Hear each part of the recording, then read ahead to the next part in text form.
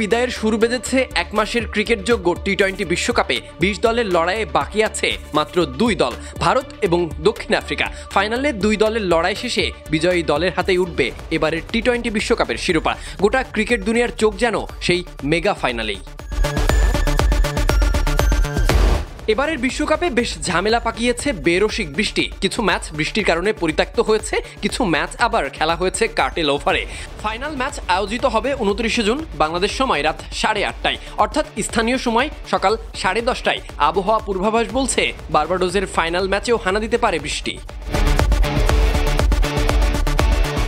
Final ম্যাচে অবশ্য এবার রিজার্ভ ডে রাখা হয়েছে। সুপার 8-এর কোনো ম্যাচ এবং দ্বিতীয় সেমিফাইনালে রিজার্ভ ডে ছিল না, কিন্তু দ্বিতীয় সেমিফাইনালে অতিরিক্ত সময় বরাদ্দ করা ছিল, যা কাজে লাগিয়ে বৃষ্টির পরও ম্যাচ আয়োজন করা সম্ভব হয়েছে পুরোটাই।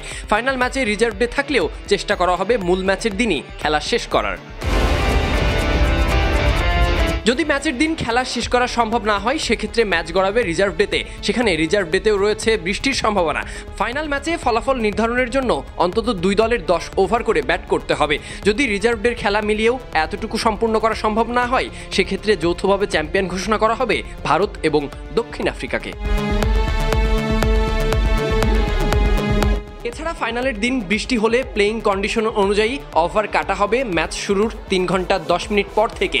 এছাড়া ম্যাচ যদি টাই হয়ে সুপার ওভারে চলে যায় এবং বৃষ্টির কারণে সুপার ওভারও খেলা না হয়, সেক্ষেত্রে যৌথভাবে চ্যাম্পিয়ন ঘোষণা করা হবে 2 দলকে। সেমিফাইনালে বৃষ্টি হলে নিয়ম ছিল সুপার 8-এর রাউন্ডে যারা এগিয়ে থাকবে তারাই চলে যাবে ফাইনালে, কিন্তু এই নিয়ম ফাইনালে প্রয়োগ করার সুযোগ নেই, কারণ 2 দল সুপার 8-এ প্রথম হয়েছে। নিজেদের গ্রুপেও এরাই হয়েছে সেরা। ভারত এবং দক্ষিণ আফ্রিকা এবারের বিশ্বকাপে হারেনি কোনো ম্যাচ, ফলে ফাইনালে প্রথম হারের দেখা পেতে যাচ্ছে যে কোনো একটি দল। ভারতের একটি ম্যাচ বৃষ্টিতে পরিত্যক্ত হলেও দক্ষিণ আফ্রিকা সবগুলো ম্যাচ জিতে দারুণ ফর্ম নিয়ে এসেছে ফাইনালে।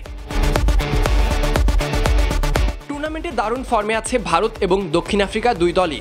2 শক্তিশালী দলই চাইবে ফাইনালটা জিতে শিরোপা নিজেদের ঘরে তুলতে, ফলে জমজমাট একটা ফাইনালের আশাই করা যাচ্ছে টি-20 বিশ্বকাপে।